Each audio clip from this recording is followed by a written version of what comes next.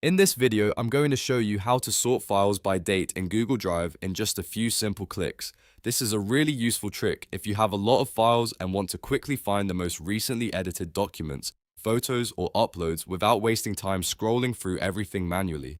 By the end of this tutorial, you'll know exactly where the sort settings are and how to change the order, so your drive is much easier to manage. If this video helps, make sure to hit that like button and subscribe for more simple Google Drive tutorials. Alright, let's jump right in. First, open Google Drive in your web browser. This method works on the web version of Google Drive, so make sure you're signed in to the correct Google account before you continue. Once Drive loads, go to either My Drive or open any folder where you want to sort the files. This part is important because sorting can be applied differently depending on which folder or location you're viewing. Now look toward the top right area of the page. You should see the Sort Options button. This is the control you'll use to change how your files are arranged. Click on Sort Options to open the menu.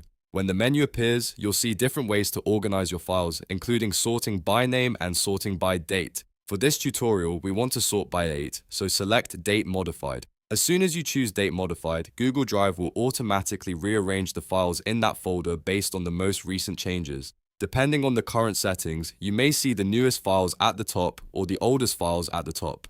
Either way, this helps you quickly spot what was updated recently and find the files you need much faster. If you want to check a different folder, just repeat the same process. Open the folder, click Sort Options, and choose Date Modified again. One of the best things about this feature is that it's very fast and doesn't require any extra tools, extensions, or complicated settings. It's built right into Google Drive, which makes it perfect for everyday file management.